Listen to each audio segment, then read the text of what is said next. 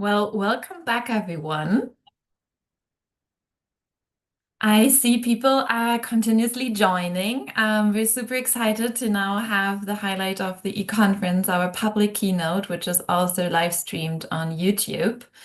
And I would like to directly hand it over to Jack Williams, the president of the Institute for Global Negotiation, and hope you all enjoy this keynote. Wonderful. Thank you very much, Caroline. And it's a pleasure to be able to welcome you all to the keynote address of this year's Institute for Global Negotiations e-conference, which has as its theme, When Reason Meets Limits, Understanding Irrationality in Negotiation. And for those of you who aren't part of the e-conference this year, it's not just, and for those of you who are as well, it's not just an academic conference. What we really try to do is to bring together practitioners, academics from different global contexts, also with different experience levels for a really insightful exchange. And I'm very, very excited to have moderating the keynote discussion this evening, Professor Hayley Walker, who is an associate professor at IESEG School of Management in France. Her experience lies in the large-scale multilateral environmental negotiations. And as a confession, one of her research papers is the first thing which appears on every syllabus which I teach. It is the perfect mix between academia, insights into practice, and that's also why we're really delighted that Hayley has also recently joined the Institute for Global Negotiation as a senior fellow as part of our Global Negotiation Support Project, where we're trying to give assistance to global negotiations as they take place. So I'm delighted that Hayley is going to be moderating the keynote for us today, and I'll hand over to her. Thank you, Jack, for this very kind introduction, and of course for inviting me to moderate the keynote. It's a great honor, and I'm delighted to see so many people here this evening. Well, in my time zone, it's evening now. I'll start by explaining how this session will work. We're going to hear from Kumi for around 20 to 30 minutes, leaving plenty of time for a Q&A discussion. If you have questions that come to mind while Kumi is presenting, I encourage you to already post them either in the Zoom chat, or if you're joining the YouTube live stream, in the comment section. Or of course, if you prefer, you can wait until the end and raise your hand. But first, I'd like to ground this discussion in a red thread that ran through the panel we just heard from, and also in your wonderful reflections on irrationality that you shared when registering for this conference, which I found really insightful. I really enjoyed reading those. All of the previous panelists emphasized something that I see many of you have been grappling with too, which is the idea that rationality is not an objective, context-free standard, but rather is shaped by worldviews, cultural norms, information deficits, and incentives. What looks rational from my perspective might seem deeply unreasonable from yours. Turning to climate negotiations, it seems there's plenty to go off from a planetary perspective when we talk about irrationality, as greenhouse gas emissions continue to rise after more than 30 years of climate change COPs. But as we saw in the previous panel, rationality is a complex concept. To those factors already mentioned by the previous panelists around what shapes our impression of rationality, I would add two more that I feel are relevant for climate negotiations, and they are power structures and institutional logics. I have two immediate reflections on how the ideas discussed in the previous panel relate to climate negotiations. First is that it's much easier to label those with whom we disagree as irrational rather than engaging with their internal logic, which can be grounded in emotion, culture, and identity. What's even more difficult is to challenge our own internal logic and the role played by emotion and identity, and question whether that might also be a barrier to reaching an agreement. My second takeaway is that proposals coming from ambitious countries and civil society may be labeled irrational, not because they lack merit, but because they're not aligned with the institutional logic in which climate negotiations are embedded. To provide some context, in UN climate negotiations, decisions are taken by consensus. This means all 197 state parties have to agree to everything. This often leads to lowest common denominator outcomes and creates a power imbalance between the most ambitious countries, who have to convince everybody to accept their proposals, and the least ambitious countries who simply need to say no. What's more is that the least ambitious countries are already the most powerful in many respects, not just economically, but also because they have the most attractive alternatives. They're happy to maintain the status quo and can walk away from any deal that doesn't fully satisfy their interests. In negotiation terms, they have what we call the strongest BATNA. That stands for Best Alternative to a Negotiated Agreement and is the greatest source of negotiating power. On the other hand, the ambitious and vulnerable countries have no BATNA or a very weak BATNA, and so they have to accept whatever is offered. Well, perhaps that is about to change. Some of you might have heard of the Fossil Fuel Treaty initiative, which is launching an alternative institutional forum in which to discuss supply side of fossil fuels. This is an issue that has been consistently blocked in the UN climate change COPs. From an irrationality perspective, the Fossil Fuel Treaty initiative changes the institutional logic of climate negotiations by establishing a coalition of the willing, where consensus is not necessary, and so the greatest possible speed and ambition can be championed. And from a negotiation perspective, it gives ambitious and vulnerable countries a crucial source of power they have long lacked, a credible BATNA. And so it's my great pleasure to welcome the president of the Fossil Fuel Treaty Initiative and one of the most insightful and experienced voices in global climate justice and advocacy.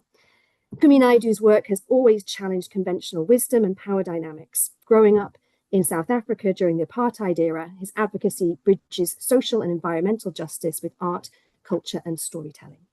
He's previously led Amnesty International and Greenpeace International, and today, as head of the Fossil Fuel Treaty Initiative, he's bringing that same critical lens to climate negotiations.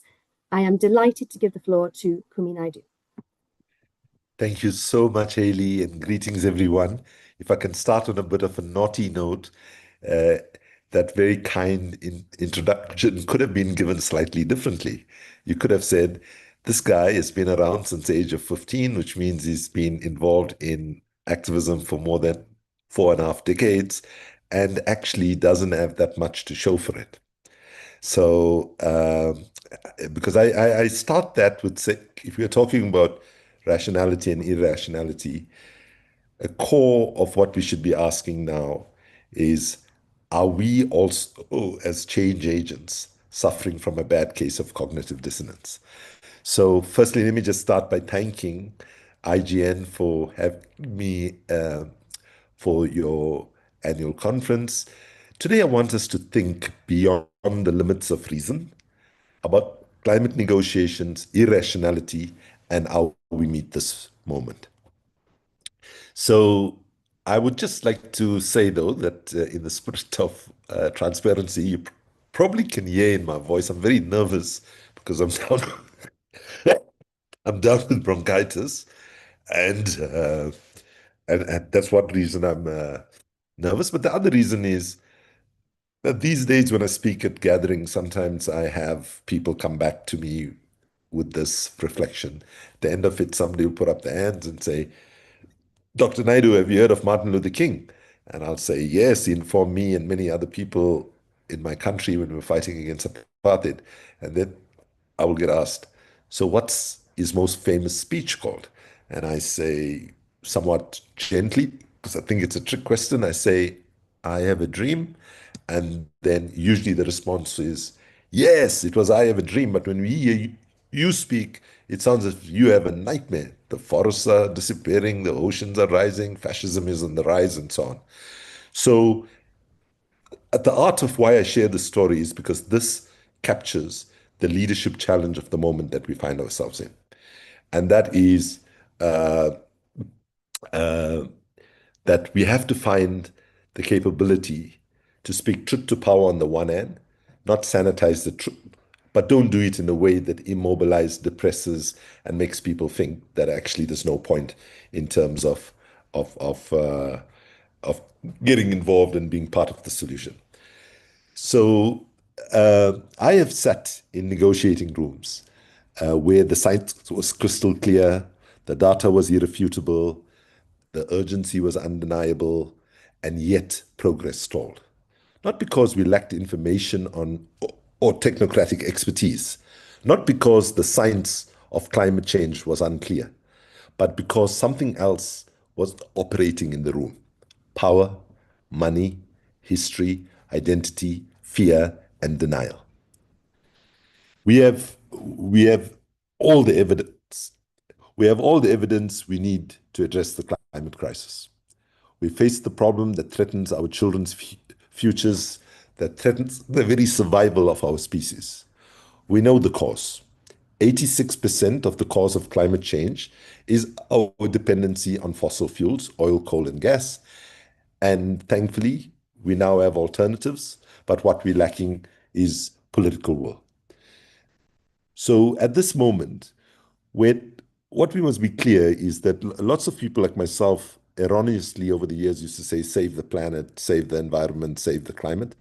Actually, the climate, rationally speaking, the planet does not need saving. Because if we continue on the suicidal trajectory that we are on, we burn up we warm up the planet, we destroy our soil resources, we destroy our water resources. The end result is we won't be able to generate food. We will be gone, the planet will still be here. So don't worry about the planet. We need to be framing this struggle on climate change as nothing more and nothing less than protecting our children and their children's futures. And yet, climate negotiations, year in, year out, fall short. In 2009, in Copenhagen, we were calling for a fab deal, not a fabulous deal, but a fair, ambitious, and binding deal. But sadly, year after year, what we get is a flab deal, full of loopholes, and you can decide for yourself what the B stands for. So what we are noticing, therefore, is that the climate negotiations itself has built-in irrationality in the way it is structured. So I just want to give you some key figures from the COP30. So we had 1,600 plus lobbyists from the fossil fuel industry, which means 1 in 25 participants in Belém at the last COP were linked to oil, gas, and coal interests. We had 599 industry representatives entering through party overflow government badges. So you need to remember that some fossil fuel companies are solely owned by their governments, in Mexico, in Saudi Arabia, in many places, right? And then, of course, you got your Shells, your BPs, and so on, which are very powerful companies which operate outside the state. So just to give some comparisons, 50 times, when you look at the number of the Philippine delegation size, a country that is really has faced a lot of climate impacts, the fossil fuel lobbyists were 50 times bigger than the delegation of Philippines, and the combined delegates from the 10 most climate vulnerable countries were still lower than the 1,600. So, and just to give a figure, that the value of new oil and gas projects approved since COP29, despite global 1.5 degree warnings. So what we have is having fossil fuel lobbyists at COP is like, next slide, please, is like having like Alcoholics Anonymous holding a big global conference, right? And the largest delegation to that conference is, in fact, the alcohol industry. And that is why, in 30 years of negotiations, the term fossil fuels was only used once in a very weak way 2 years ago. And we were fighting in Belém for a fossil fuel phase-out plan, but we did not succeed in that. So the number one sponsor will not be Bacardi at the Alcoholics Anonymous conference, but at COPs, we have the fossil fuel companies offered being the main sponsors. So what if we call irrationality in climate negotiations and the climate movement more broadly is not the absence of reason, but the collision of competing interest? So at first glance, it doesn't make any sense. But when a country blocks text that references fossil fuels, is that irrational? Or is it the rational defense of a political economy built on extraction? And is it not a rational defense of short-term immediate interests while forgetting about long-term security and stability? So when small island states demand language that feels emotionally charged, is that irrational? Or is that rational urgency of survival?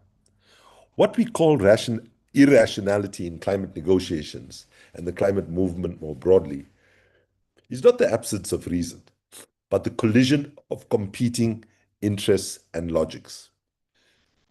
Back in 2020, the coronavirus pandemic shed light on some of the most despicable problems within our society: inequality, structural racism, broken medical systems. The problem has always been there, but crises have a tendency to reveal. And what they reveal offers us the possibility to act with courage or to ignore it. So the bottom line is our social contract is broke. During COVID, a lot of people saying the social contract, that means the relationship between citizens and the government is broken. I want to suggest that, in fact, it's not broken. The reality is that the social contract is operating exactly as it was designed to operate, which was benefiting a small number of people at the top, giving some greater benefits to people at the middle, and exploiting the vast majority of the world's population. And so, as the attention on the crisis waned, society went back to normal. Those in power ignored the problems. So today, the collapse of liberal rule-based international order, which might get you thinking, this guy Kumi is irrational. Why is he talking about a treaty in this current global environment? And I'd love for people to come back in a question on that.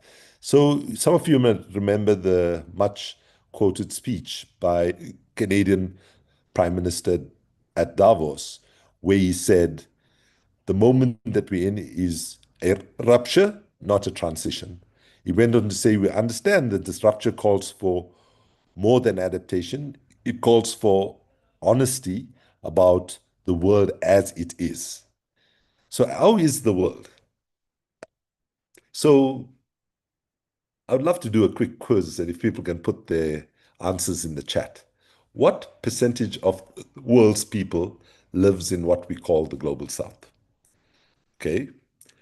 Now, I'll come back to the answer in a second. And you put your answers in the chat. Don't check on ChatGPT or DeepSeek in the meantime, okay? So please go to the slide. What we saw at the end of COVID, what we saw at the end of the financial crisis in 2008, 2009, was those in power, even though those shocks to our system were telling us we needed to behave differently. Like, for example, at the G20 meeting in London in 2009, G20 leaders said, we will stop fossil fuel subsidies, meaning taxpayer money that's going to fossil fuel companies. But has that happened? No, right? During COVID, you would remember, many leaders said, we need to build back better. Once a band-aid was put onto the problem, people forgot about build back better. So when we are in the crises, what we find is the main approach of those with power is all about system recovery, system protection, and system maintenance. But if we are brutally honest about setting up a more just, equitable, and sustainable world, then what we need is system innovation, system transformation, and system redesign. Next one, please. So I ask you to recall what Albert Einstein once said about the definition of insanity. He said insanity is doing the same thing over and over again, expecting different results. Just stop there for a second. And if you can just join me, close your eyes for a second. And how many of you feel that our negotiation platforms meet that definition? Meaning, how many of you think that our platforms actually and the negotiation systems are actually pretty insane? How many of you feel that your life meets that definition? So I'm hoping your eyes are closed and you can't see me raising my hand, because if I'm brutally honest, my life meets that definition. I might have done it in good faith, but I got stuck in a mode of advocacy and so on, which did not really deliver the changes that we need. So one of the best wisdoms to draw on in response to this moment, especially when we're talking to irrationality, is the wisdom offered by Martin Luther King in the 1960s when I was a 3-month-old baby. He said, "My friends, as I come to the end of my speech, I want to note that in the field of modern child psychology, there's a very dominant term called maladjusted. Now, all of us want to live in a well-adjusted world and not suffer from schizophrenia or other illnesses. But my friends say to you, there are certain things in our world that is so unjust and immoral that good, decent people should refuse to adjust to." Then he goes on to say, "I never intend to adjust myself to religious bigotry, racial discrimination, and on the economy," he said, "I never intend to adjust myself to economic conditions that will take necessities from the many to give luxuries to the few when millions of God's children are smothering in an airtight cage of poverty in an affluent society." In a longer version of the speech, he then said, "I call upon decent women and men around the world to come and set up a new organization to be organization to be known as the International Association for the Advancement of Creative Maladjustment." So the notion of creative maladjustment is about not embracing the notion of cognitive dissonance, which is denying the reality of what exists. And the notion of creative maladjustment is about challenging the status quo and recognizing that the status quo we have is not the best that humanity can offer for itself. So when we were at the at Berlin, I had a moment where I had a meltdown. So I was on a panel talking about how the importance of culture to help us communicate the climate crisis. And I had been in meetings all the day that were just wearing me down. And then I was on this panel with President Lula's wife, the Minister of Culture, and a lot of other prominent people from around the world. I was the sixth speaker. And I didn't plan to do this, but I'm going to show you what I am sure most people in the world will see as rather irrational behavior. And I offer this to you with lots of vulnerability. Thank you. We at this moment must be honest with ourselves. We cannot pretend like we are winning when we are losing. And I want to go on my knees and appeal to all the leaders in this negotiation. Listen to the young people. Listen to the indigenous people. Listen to women. Listen to the people who have been saying, stop our addiction to fossil fuels. Stop destroying our children's future. President Lula has presented a fossil phase-out plan. We need that plan to be serious. We need every government to support the idea that we will not call COP30 a success if we do not have clear commitment that we are going to phase out of fossil fuels. It's not about saving the planet. The planet does not need saving. If we continue on this path, destroy our soil and destroy our water. It gets so hot we can't grow food. And at the end of it, we will be gone, the planet will still be here. So let's understand the struggle to avert catastrophic climate change is about protecting our children and their children's future. There is nothing more important. So the response to that was very divided, right? So I myself, my response was I was embarrassed. I went into the meeting not thinking that I was going to do that, right? But all the people in the negotiations who were pushing for a more ambitious outcome, when I posted the next day a sort of apology, sort of saying, hey, folks, I'm sorry I had a meltdown. I just lost it in that session. Most of the climate justice kind of campaigners came up to me and said, why did you apologize? That's exactly what we need. We need to speak from the heart. There's all bullshit, sorry, there's a lot of BS here going on and so on. But in South Africa, where that clip went viral, where I'm from, my friends, family, and old comrades went completely anxious. They were all texting me and saying, my God, you're having a meltdown. We've never seen you so irrational.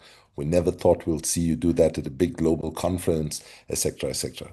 So I think the moment that we are in right now, we should be okay with being comfortable with being described as irrational, perhaps by some, but push against a broken status quo.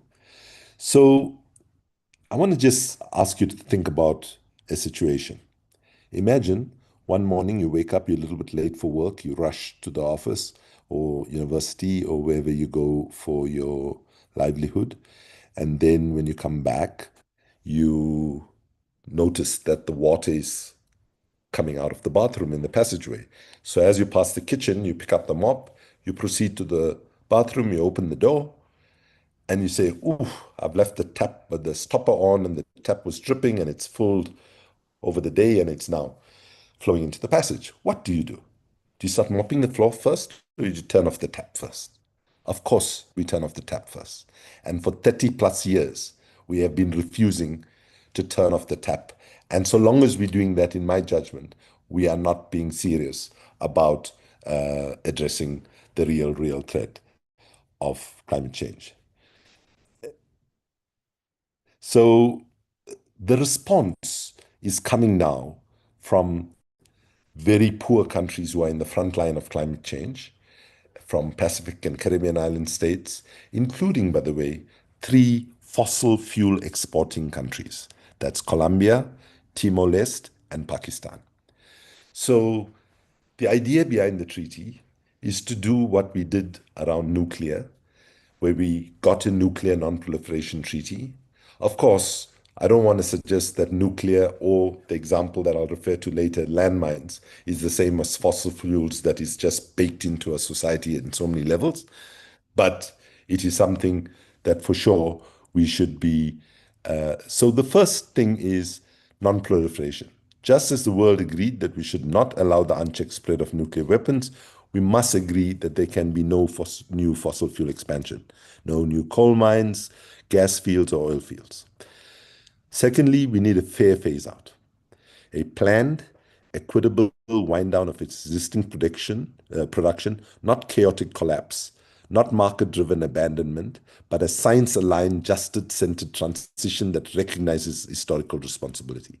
Third, we need a just transition, support for workers and communities, finance for countries in the global south so they are not forced into new extraction simply to service debt or survive. Now, we looked at various different models.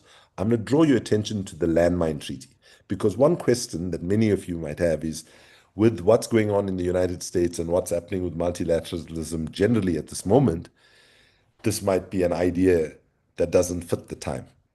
But we are following the theory of change that the treaty is following is a similar theory of change that the landmine countries followed, which is you negotiate the entire treaty outside of the UN system. And 44 countries signed the landmine treaty in Ottawa, Canada in 1997, and then the treaty was brought into the UN system. So that roughly is the pathway that we are seeking to travel. So when I was leaving Belém, the climate minister from Vanuatu said to me, do you know, I've been to so many COPs, this one I feel the most optimistic. And I asked him why. He said it was really good that we didn't get fossil fuels mentioned in the outcome document, because had we got it mentioned, it would have been a weak mention and just like a sop. But the fact that it wasn't mentioned meant that the Brazilian presidency of the COP had to then support this convening that's taking place at the end of April, which is led by Colombia, Netherlands, and the Pacific Island states. And it is to kickstart the process of having deep conversations around fossil fuel phase out more generally, including exploring the question of how can we start negotiations. And yeah, I'll tell you that we have about 20 countries in the tent who have publicly endorsed, and another 20 that are observing at ministerial meetings and so on. For older people in this audience who might remember a movie called Field of Dreams by Kevin Costner, you can Google it later, but the tagline there was, if you build it, they will come. And we've been building it, and more countries are reaching out, wanting to be part of it. But the important thing is we don't want the countries who are, like say Saudi Arabia, the three biggest fossil fuel exporters in the world is Saudi Arabia, Russia, and Australia. Some of you might be surprised to know. So, we would love for them to come and participate in the meeting in Colombia, but we're not encouraging them too much because we don't want them to come there and behave as they behave in the COPs. Now, moving forward, why are we failing? And this is my son, Ricky Rick. He was a very famous South African musician. He sits his mum and I down in 2022 January, and he says, guys, you're really not good at what you'll do. You've been fighting for democracy, human rights, gender equity, sustainability, pretty much since we were teenagers. And when I look at the world, it's all moving in the wrong direction. And then I say to him, why we are failing, Ricky? And he says, that's because you'll aim all your narratives at the brain and you'll ignore the heart, the body, and the soul. And he evoked Trump and he said, look at Trump, he bypasses the brain and goes and weaponizes all sorts of hatred, identity and so on. So I asked, do you want us to lie like Trump does? And he said, no, you'll just have to be less boring with the facts. So we can design the perfect policy. We can come prepared to the negotiating table. We can produce the clearest scientific reports. We will still fail if we don't move people in their hearts. We will still fail if we do not have a movement of people at our back. And one of the irrationalities of climate negotiations is that people seem to think that you can go there without any real constituency behind you, and you can actually have an impact. Next one, please. So negotiation, though, is not just an art of persuasion, strategy, and compromise. As you all know from your work, it's fundamentally a relation of power. So there is a critical need right now for arts and culture to be mobilized to help meet the climate communications deficit, because we cannot think that we're going to move this forward if the overwhelming majority of people in the world, even though they can see the rain is not coming when it should, the weather is not what it should, but if they are shut out of the process, then we will never mobilize the constituency to get our governments to respond to what the science is saying. So moving to the next one. So, all of these reports, which are amazing and they brilliant, and we at the treaty have produced many of these, but, the reality is these things are not landing with ordinary people. The scientific jargon, the policy wonkishness, and so on needs to be addressed. So, next slide, please. Negotiation is not just an art of persuasion, strategy, and compromise. It's very much a lot of other power dynamics come into it. And for too long, climate communication has spoken almost exclusively to the head: graphs, degrees, gigatons, pathways. If facts alone change the world, we would already be living in a just fossil-free society. Arts, culture, and storytelling are crucial to reaching people across the negotiating table and the political divide because they bypass defensiveness and invite empathy. A person telling their story shifts consciousness more powerfully than a 200-page report. A film humanizes what numbers flatten. In South Africa during apartheid, freedom songs and street art sustained us as we face violent repression from the military dictatorship. Today, in the climate struggle, we need that same kind of energy. We need musicians, we need filmmakers, visual artists, comedians, storytellers. We need indigenous elders sharing ancestral wisdom about living in balance with nature. Because the crisis we face is not only technical, it is cultural, political, and moral. If we respond only with more data, we will lose. We must tell stories. One day, our children will ask us, when the science was clear, when the floods were rising, when the fires were burning, did you negotiate politely with the arsonists? Or did you change the story? And this is going to be painful conversations that we are going to be having, those of us who are parents and grandparents. The pessimism emerging from our lived experience and observations must be met with the optimism of our thought, our actions, our courage, our creativity, and our sense of justice and humanity. And I want to say very, very strongly in conclusion, pessimism is a luxury we simply cannot afford. Thank you very much, and I'm very happy to take your questions. And thank you so much for having me at your important gathering. Thank you. Thank you so much, Kumi. I can see a very positive reaction from the audience. I thought it was really powerful and thought-provoking. I don't want to take any time away from the audience Q&A, so I will open the floor for any questions. Please raise your hand if you'd like to ask a question or post it in the chat. And perhaps, so while people maybe work up the nerve to go first, perhaps I'll start with a question of my own.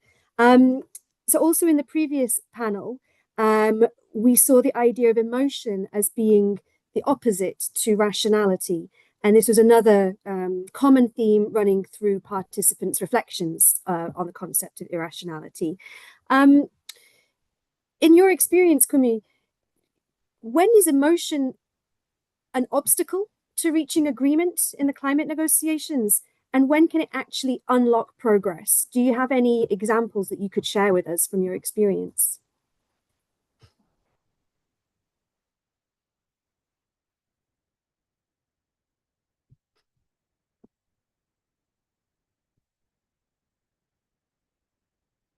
Oh, it seems we have lost Kumi for... Yeah, it seems like we've lost him quickly, so hopefully he will be rejoining us. But maybe someone else would like to dive in and just respond to this question based on their background.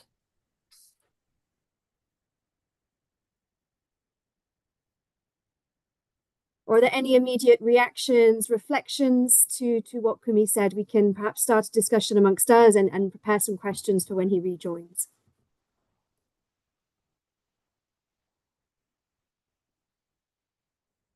So I can see Jack has raised his hand. I don't know, if, Haley, if you can see it as well, but... Yes, Jack, go ahead.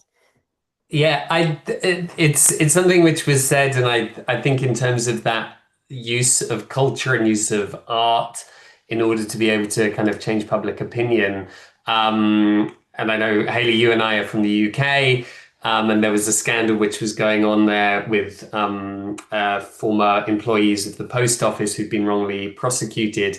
And that was something which had gained kind of traction, or very little traction actually, in the mainstream media, until there was actually a drama kind of created over that, which then highlighted it, and suddenly everything suddenly started being discussed in Parliament. There were newspaper articles, kind of front pages around it. And I'm struggling to think, I mean, I think we see a lot of apocalyptic kind of films in terms of which might hint at environmental disaster. But I'd be interested if anyone knows, maybe they could put in the chat, literature which deals with climate change or with the effects of climate change, TV series or films which maybe I've missed. Because I feel that there is, as Kumi was saying, that there is a bit of a depth of powerful stories particularly on that topic. I think, yeah, one organization I'm aware of, I think they're called Climate Outreach. They're also based in the UK, and they do research around narratives and values on climate change that can resonate across the political spectrum. So that could be an interesting one to check out. I could share a link with it. But I think, Kumi, have you been able to rejoin us? Yes, yes. And I got your question as I got chucked out. I'm sorry. Okay, great. So so the thing is, it goes to the definition of, I mean, I think there's a place for emotion in negotiations, right?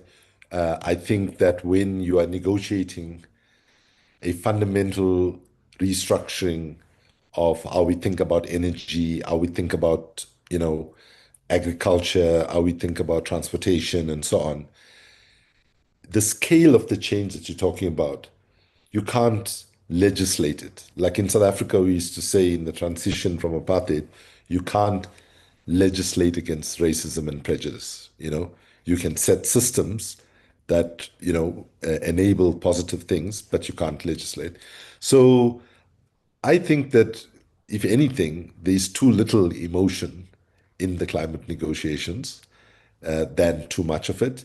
Though, if any of you have time, you can go and look at the closing plenary of this year's climate negotiations, where you saw a fair amount of emotion, uh, you know, emerge. But the problem that I face, and by the way, I did a talk yesterday to African political leaders and said similar things that I said. And then their response was, oh, that's totally irrational. The people in the rich countries, and by the way, the answer to the question, most of you, I mean, all of you are in the right ballpark. So the lowest somebody said was 70% of the world's population live in global south. The highest somebody said was 90%. The person who said 90% was closer to the truth, but 88% of the world's population lives in the global south. And when we think about the international, how the UN looks, how the World Bank looks, how the IMF looks, our global institutions don't look like what the world looks like. And if you have the wrong people constantly in the room, you're not going to get the right decisions coming out of it. Thanks. Thanks, Kumi. I think that's actually a very nice segue to the question we've just had in the chat from Tiana. How do you deal with opponents who argue that we are too emotional or not rational when it comes to climate? I think the short answer is with extreme difficulty. Because that's why I was so intrigued when you folks kindly invited me to join you tonight with this word irrationality, right? Because I can't tell you how many times those that stepped forward in different moments of history advancing a justice agenda. So let's just take an example. Martin Luther King, 41 times in prison. Today, there's a memorial for him and a national public holiday in the US. Nelson Mandela, 27 years in prison. He was considered not only irrational, but dangerous, right? Today, he's the only person that the UN Day named after, that he inspired, international sort of day on his birthday. You take multiple people who spent times, Mahatma Gandhi and Rosa Parks and all of these. So at a moment when you stand up against the status quo, you have to understand that powerful interests within that functioning status quo that supports a certain proportion of the people, they're going to say you're crazy, right? So I think we must just become a bit comfortable with some people saying that actually you are crazy. Because if you take the notion of creative maladjustment, right, which is a psychological concept, right, we have adjusted to the military industrial complex, which you can see the mess that's causing right now, the fossil fuel industrial complex, and many other inequalities. And I think the challenge, though, is how can you articulate these demands and these alternative visions of how we move from where we are to where we need to be in a way where you actually understand where the people you're talking from coming from. You need to understand why they think you are irrational, right? Because we're not in this to just fight with each other. We are in this to find a way, and we hope the treaty will help us with it, where different interests can come together and say, listen, no one country can solve this problem alone. We all have to work together, and let's negotiate a deal to phase out from 86% of and by the way, none of us are saying we can do it overnight. All we're saying is we need a fast, fair, and financed transition. Thank you. And Thanks, Kumi. I think I just want to apologize that one of the implications of what's going on with me is I'm having hiccups. And because I was mentioning Martin Luther King so much, I should tell you that when I was a 22-year-old student at university, there was somebody who loved to quote Martin Luther King, and one of his uh, things was he would say, technological man has advanced so much that if they were flying from New York to London, and if they had hiccups, they will hic in London and they'll cup in New York. And yet we still have racism and injustice and so on. So anyway, pardon me. no, not at all. Thank you for your thank you for being with us in spite of the bronchitis. You're a trooper. The next comment is from Abby, and it's for you, Kumi, and all of us. And I encourage people, please do jump in. We'd like this to be as interactive as possible. It's about social media, and I think touching on disinformation. How does this come into play when we think about rationality, irrationality, and climate change? It is fundamental. It is absolutely fundamental. And, in the 70s, there used to be a sociologist in France called Louis Althusser, who at the height of his his academic prowess, suggested that one of the mistakes people trying to push for big structural and systemic change make is they think that the way governments control people or corporations control people is primarily through the deployment of the repressive state apparatus, by which he meant army, police, formal laws, and so on. What he conceded was, even though that was a very powerful parameter setting for civic and political life, he said the most important threat we face was actually not the repressive state apparatus, but the ideological state apparatus, by which he meant the framework for education, framework for religion, funding of arts and culture, and most importantly, the frameworks for communications and media. And today, disinformation is a massive problem. I mean, any one of you who has been following the Epstein files closely, right? Not necessarily just what was in it, but how hard Trump has been fighting for it not to be released, even though he had made, you can see that there is complicity here, and they have violated the own law they passed and all of that. But the media ecosystem in the United States right now is such that, notwithstanding the fact that in his State of the Address speech, there was multiple lies, right? The media ecosystem. So in the US, for example, you got a bifurcation, right? So like you got almost two countries. And in far too many countries around the world, we have this problem. So, if you are on Fox, Newsmax, and right-wing talk radio, you think what's happening in the US is completely different from what most of the others are being told. So, in a sense, why I put so much of, I should tell you that our son, who I quoted 6 weeks after that, he took his life, and he inspired a movement called the Global Artivism Movement. So that's why I am putting a lot of energy into harnessing the power of arts and culture to reach a larger number of people. And I think it's important that we recognize that the biggest threat we face today is the fact that people are being lied to left, right, and center, and they're getting away with it. And one of the things that we have to address is how do we, I want to live in a society where there's a diverse media environment. I want to hear right-wing people and what they say, right? But we don't want to have the most powerful man in the world, I would say, is not Donald Trump. It's Rupert Murdoch and people like that. I mean, the UK, Jack Yu and Ailey from the UK, if Tony Blair didn't negotiate with Murdoch before that election and get a deal with him, there was no way he would have got elected. That's the reality. This is not democracy. This is media domination and powerful individuals that hold. So this is a big issue. We should not dodge it. And if we dodge it, I think we're being irrational. Thank you, Kumi, also for being so open and vulnerable with us. Moving from information to technology, I have a question on the increasing reliance on technology and technocratic expertise in diplomatic negotiations, specifically in the context of climate negotiations. How has this technological and scientific turn influenced the way diplomacy is conducted? To what extent are states and international actors engaging with scientific knowledge in a rigorous and unbiased manner? You know, one of the lines I use a lot is, we cannot change the science. All we can change is political will. And thankfully, political will is a renewable resource, you know, meaning that people can be, in many countries, voted out, right?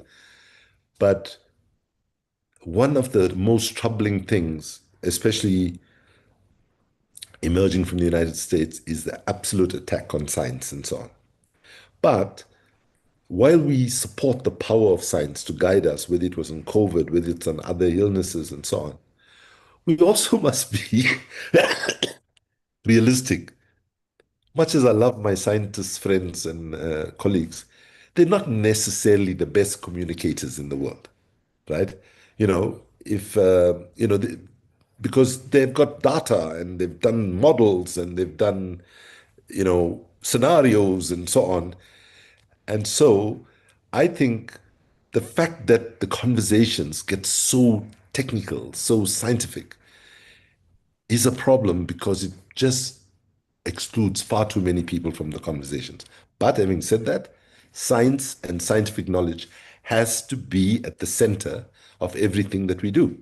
I am not a scientist, I'm not a climate scientist, but what I do know is the IPCC is the biggest globally coordinated scientific enterprise in the history of humanity, where every country has its people there and so on.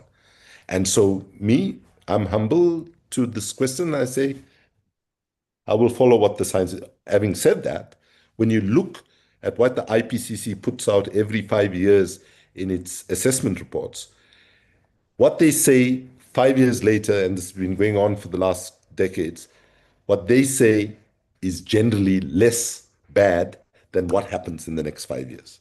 The rate of the Arctic sea ice melt, the rate of the Himalayan sea ice melt, the ice melt and so on, it's much faster than what they say. But having said that, I think science is critical and we need scientists at the center. We shouldn't put the burden on scientists to be the ones to move the masses, but they should be the ones to move policymakers, because policymakers, still, I would argue, the majority in the world are actually respectful of the science, even if there's distortions in the US and a few other places right now. Thanks, Kumi. And what about education? We've had a question about education. How does this come in? Is the problem a lack of education around climate change, or is it about the nature of education? And coming back to your point about scientific information versus storytelling and emotions. I've seen a comment here in the chat: the discourse of save our children rather than save our planet is key to gaining universal acceptance and urgency for tackling climate change. I'd ask you to respond to that, and then I'll give the floor to Antonio, who's raised his hand. So, firstly, absolutely agree with this point about save our children. In fact, when I started at Greenpeace in 2009, it was like 2 weeks before the Copenhagen climate negotiations. And the main slogan we were using in Copenhagen as Greenpeace was, politicians talk, leaders act, right? That was our main slogan, basically saying, you guys, you'll need to make decisions. And I looked at that and my new colleagues at Greenpeace said, is that going to work, you think? I said, I don't think it's going to work. And they said, can you suggest something else?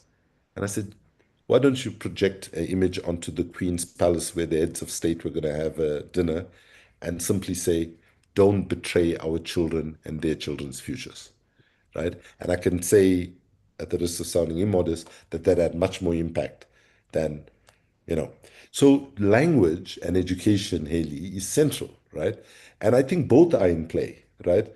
How we are doing education is problematic, but a lot of our education is trying to be policy scientists on climate, and that's what we don't need. We need to be able to almost convey messages in more simple language. Protect what you love, your community, your family, you know, your nearest nature retreat that you go to. And if I can just end with a quick light story, just to show how badly even people who have been involved in struggle for a long time get it wrong. So in 2011, I was going to occupy an oil rig in Greenland.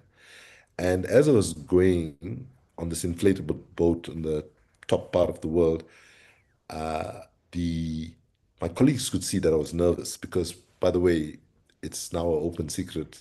I don't swim very well, and the ocean was very rough and all of that. And my colleague said, "Don't worry, if you fall into the ocean, we'll be able to, with what you're wearing, normal swimming gear, you're dead in 5 minutes, hypothermia. But the suit that we had, he said, you'll survive 2 hours." Then I looked at the size of the waves and I thought, my God, it might take them 2 hours to find me. And then I had this horrible thought that if this was the last action that I was taking in service of humanity, 99% of my friends, family, and colleagues back home in Africa wouldn't understand what the poster said. It said, "Stop Arctic destruction." This was in 2011 when people didn't realize that the Arctic serves as a refrigerator and air conditioner of the world, and the fact that Arctic sea ice levels are so low, in the summer months is a problem. So anyway, I was in prison for a week. I get released. I go back home for Easter in South Africa, and one of my cousin's daughter, who understands things about climate, she says to me, "Uncle Kumi, what a stupid slogan. Stop Arctic destruction. The problem with you activists is you're constantly talking to yourselves. Nobody understood what you were saying." And then I said to her, "What would have been a better slogan, darling?" And then she said, "Well, I'm not paid to come up with slogans," she said, "but a better slogan for starters would be Save Santa Claus Now." But think about the brilliance of what she was saying, right? She was saying that when activists like myself are trying to move people, we project our consciousness on the people rather than understanding where people are, humbling ourselves, and connecting with what is in the minds of people and starting from that rather than just projecting our consciousness. So I thank you very much. I think we're out of time, but I'll hand it back to Haley. Thanks. I see we are almost out of time. I would like to give the floor to Naveen, if that's okay. And I see a nice question about where do you see the world in 20, 30 or 50 years' time? If it's possible to quickly take Naveen's question, perhaps combine it with that, and then we'll wrap up. Naveen is going to ask his question. Go ahead, Naveen. Yes, thank you very much. I was wondering because you brought up Althusser, and I was reading about it. I was listening about your background, being from South Africa and living through apartheid and having to leave South Africa, because of apartheid. I'm wondering because you mentioned Mandela, and I was wondering, and I'm trying to throw that in with Althusser's ideological state apparatus. Because when we talk about irrationality, as you said, Mandela's actions were considered irrational. But when he was released from prison and his ideology shifted, he went from his "I'm prepared to die" speech. He had more violent resistance against military occupational forces, and he became much more of this figure of peace, like no violent resistance, and coming to more like negotiated matters.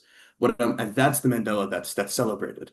And what I'm wondering is, in this idea of climate activists, we're also seeing people like Greta Thunberg, who was one of the most prominent climate activists, has shifted not just to climate action and green energy and the ideas of saving us from like the onslaught of fossil fuels. It's not just that, it's also its connection to colonialism, imperialism, and dominant hegemonies. What I'm wondering with that context and thinking of it in an Althusserian view, especially from your own experience living in South Africa, how do we promote green action? How do we promote awareness on climate change without falling to becoming ideological state apparatuses, and maybe taking on, like, you mentioned something with fossil fuels and how sometimes you have to work with those companies. How do we then break break free from the ideological state apparatuses and that authoritarian view and breaking away from a global colonial hegemony. Before you Thank you. respond, Kumi, Antonio also had his hand up. Antonio, did you also want to say something, or had you lowered your hand?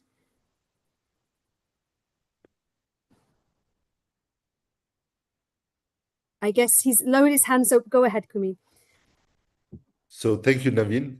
A very easy question to ask right at the end of the conversation. I think you know the answer to the question. You framed it so well. Um, so, you know, the challenge for us is recognizing that none of us, as we sit here, and this is one of the things that I am always saying. I was a visiting lecturer at Stanford for a year and 8 months between 23 and 25. And I constantly was saying to my academic colleagues there at the Center for Democracy, Development, and Rule of Law, I used to say, but you know what's needed right now is aggressive humility. Because if you guys were so brilliant, why did you all not? Because they were coming to teach us about democracy and all of that, and how to do separation of judiciary and the executive and the judiciary and so on. And I said, you know, what is needed right now, Naveen, more than anything else, is an embrace of a culture of emergence. Okay, so let me urge you, if you haven't had a chance to see the work of Bio Omalafide from Nigeria, where basically, as we sit here, none of us, if we are honest, in a world of ultra fluidity, can actually call what's going to happen next. So what we need is light-footedness, right? We can know the broad direction we want to go: greater gender equality, less militarization, phasing out of fossil fuels, right? But as we sit here, none of us knows the detailed answer of exactly how we're going to do it. And let's be honest about that. Because imagine if I come before an audience, as was the case when I was at Greenpeace, Amnesty, and before that, Civicus. If my colleagues put me out there to speak at a big meeting or do a media interview, what they were always asking me to do is to sound as if we knew, we had the absolute truth. So if you think about it, if I come before an audience of 1,500 people in any country, for example, and say, this is what needs to happen, and all you need to do is follow what we or I am asking you to do, that's not a very inviting proposition.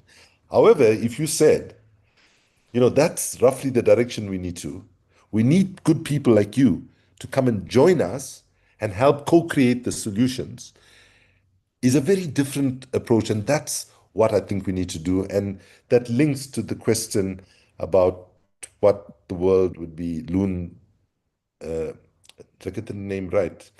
Loan, about what the world will look 20 to 30 or 50 years from now. So the short answer to that is it depends, right? If you take a worst case scenario and a best case scenario and put it on a continuum, the worst case scenario is Donald Trump exerts the Insurrection Act, no midterm elections in November, or stolen midterm elections, and you see a complete rise of, not rise, we've already seen the rise of fascism and authoritarianism, but a consolidation of it. That will accelerate us towards that moment which science calls catastrophic, runaway, irreversible climate change. We are in the first phases of the catastrophe. We're not yet in irreversible and runaway, but we're getting closer and closer to it. So that can be on one side. On the other side, if the other extreme, if we actually succeed in winning the communications battle through artivism, through storytelling, and all of that, and we get more and more people understanding that their children's lives is at stake if we don't act, then I think we can see much faster change than it looks possible right now. And I'll conclude on a positive aspect, since you evoke South Africa and the South African liberation struggle. In the 1987, I fled South Africa into exile as a 22-year-old. When I fled, I never knew whether I will make it back home before freedom was won. 3 years later, Mandela was released, right? And not a single serious academic who studied South Africa predicted that the regime would fall as fast as it did, right?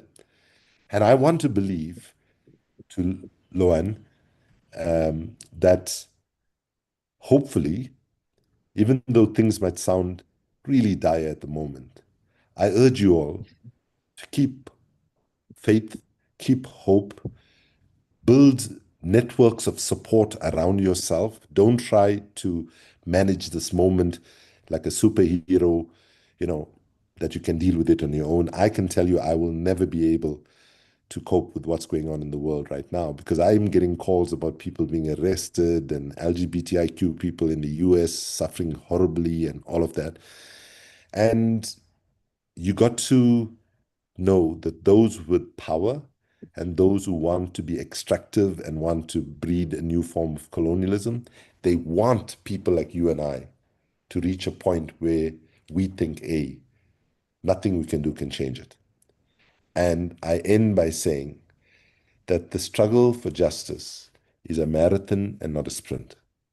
And the best that each and one of us can do, because we've had the benefit of education and knowledge, is to draw on that knowledge, to be the best negotiators we can, to be the best public servants and policy analysts that we can, and do all the things that we do. But I would end by saying we have to do it with love. We have to learn to love the people that we negotiate with who are different from us. And if we don't understand why people hold the positions that they hold, and try to genuinely understand it, we'll never be able to win them over to our side. And I want to believe that for climate justice, for gender justice, for democracy and human rights, we have statistical majorities globally that want this. And I don't want to give up on that optimistic assessment that people want to live in a society where their children can experience the things that they did. They don't want to see walls being built to keep the ocean out like rich countries will be able to do, and poor countries will just be, washed over by the oceans. Thank you very much, and I'm sorry if I was a bit long-winded. I'm not at my best today, but I'm glad I survived to get to the end of it without too much of coughing. Thank you, Kumi. Yeah, I think Loan has it. Thank you for this inspirational answer. Thank you, everybody, for your great questions. We began this afternoon with the idea that there's no single objective standard of rationality. And what we've heard now is how deeply that matters for climate and climate negotiations. State acts within political constraints, industries defend their economic interests, negotiators operate under institutional rules. From the inside, a lot of this behavior is rational. And yet, from a planetary standpoint, the collective outcome is profoundly irrational. Perhaps the core challenge then is not persuading actors to behave differently within the current system, but reshaping the incentives, norms, and leverage structures that define what is considered realistic in the first place. If rationality is contextual, then progress depends on changing the context. Please join me in thanking Kumi Naidoo. Thank you, Kumi. Thank you, everybody. Thank you so much as well from our side. This was amazing, very inspirational. Thank you, Kumi. Thank you, Haley. I think the chat speaks for itself. We all appreciate it very, very much, and I'm sure we all took a lot from it. So I wish you all a great evening or day wherever you are, and we're much looking forward to seeing you all again tomorrow at 10 a.m. Central European Time for the second session and a whole other conference day. If there are anything coming up, just reach out to us. And yeah, much love to everyone, and all the best for you, Kumi. I hope you will feel better very, very soon. Thank you so much. Good luck with the rest of the conference. Thank you. Bye, everyone. Bye. Bye-bye, everyone. Be safe.